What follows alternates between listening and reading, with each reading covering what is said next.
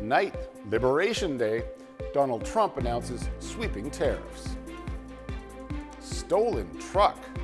Police also find weapons and body armor. In a stiff fine, a former candidate for mayor faces a steep penalty.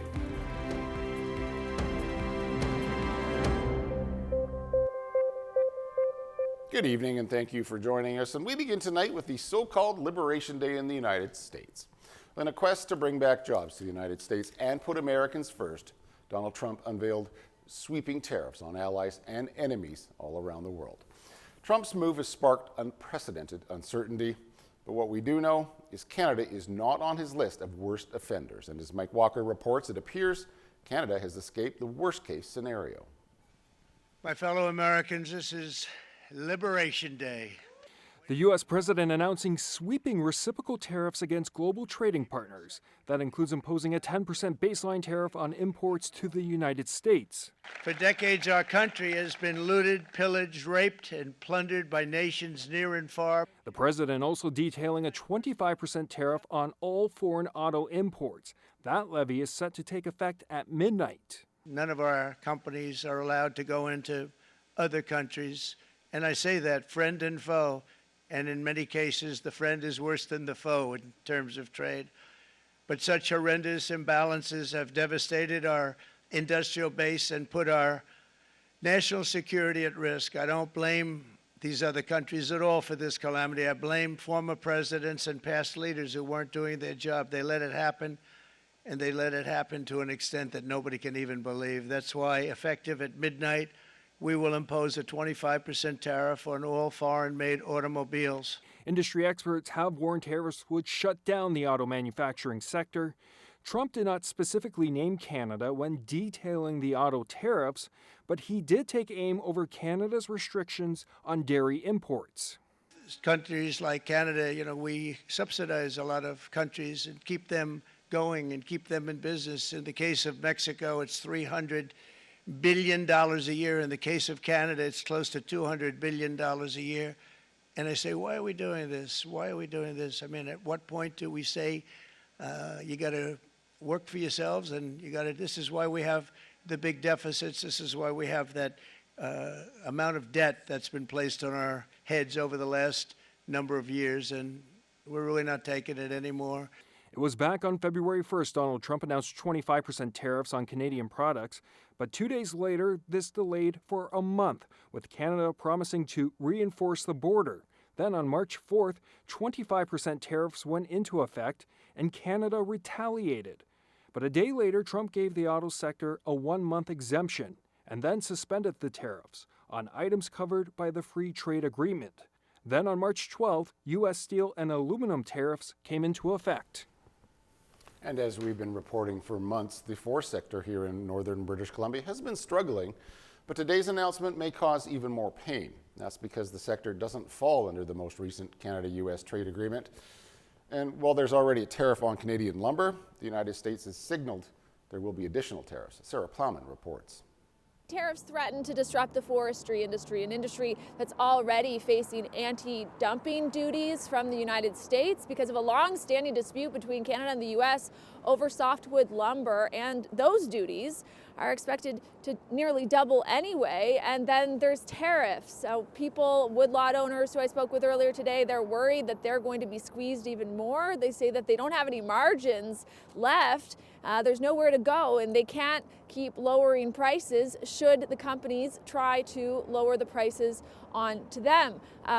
Americans could potentially feel the pain in everything from housing costs to the cost of toilet paper. The Irving Pulp and Paper Mill, where I am, it produces a certain type of pulp, as other Canadian pulp and paper mills do, which is necessary for the manufacturing of things like toilet paper and paper towel. And that is something that is expected that it could go up, the price could rise. Americans might feel the pain in their pocketbooks for products that perhaps they weren't expecting.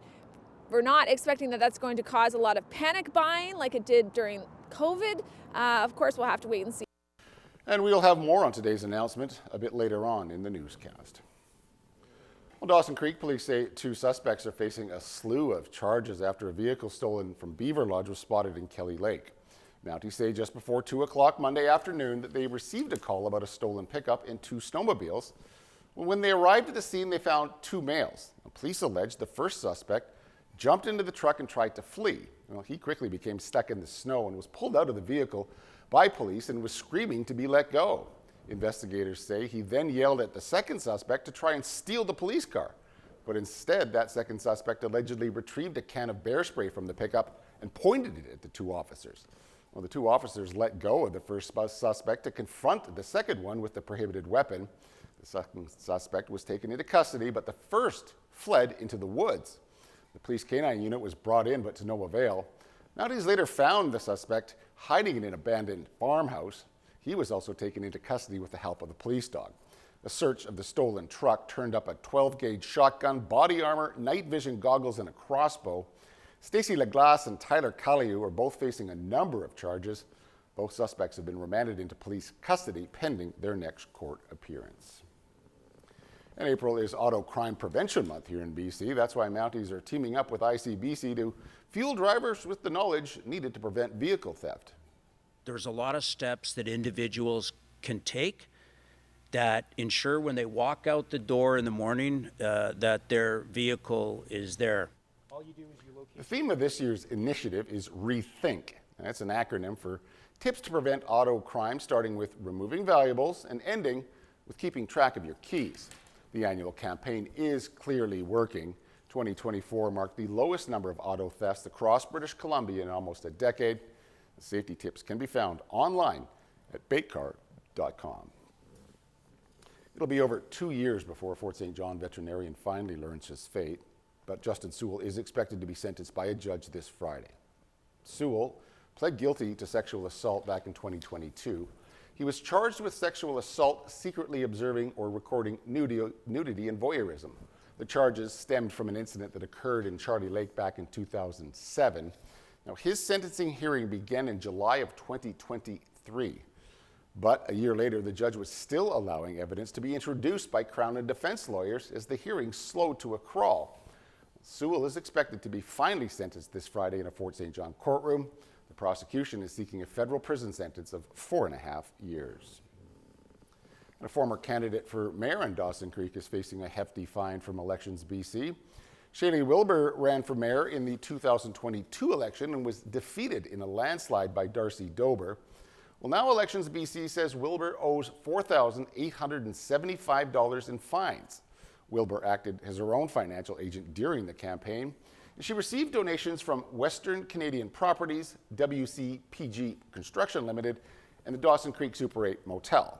The former 3-term city councillor was then notified by the agency about possible contraventions to the Election Act by accepting donations from businesses. Wilbur claimed the donations were from individuals, but when she was asked to prove the money came from a private bank account, the agency says Wilbur didn't send them any information and didn't respond to the investigator looking into her case.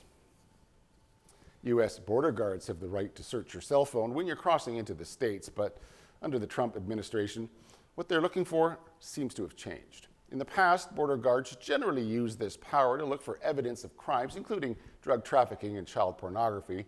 But recent examples show Canadians are being denied entry into the United States because of social media posts criticizing Donald Trump and his administration. Well, experts are recommending anyone planning to cross the border should remove social media and messaging apps, or even bring in an old phone that's been factory reset. Whatever you have on your device, whether it's a laptop or phone, is just basically bare bones. And if you are deleting things, make sure that they're securely deleted. And you go into the deleted folder or the trash and make sure they're deleted there as well. It's also recommended that you check the privacy settings on social media accounts to make sure you're comfortable with any publicly visible posts. It's a trend happening around the globe, and now Victoria police have their own case on their hands. A Tesla Cybertruck was vandalized. The police in Victoria releasing this video showing someone walking up to a Tesla Cybertruck and allegedly keying the vehicle. Officers say it happened Monday afternoon, but a heads up for anyone looking to copycat the trend. The incident was caught on the truck's security cameras. Victoria police say This incident marks the second reported case of mischief involving a Tesla vehicle this year. There have been a number of protests in Vancouver against the electric vehicle maker. They're protesting owner Elon Musk, who's a close confidant of Donald Trump. Tesla has reported a 13% drop in vehicle deliveries in the first quarter of this year alone.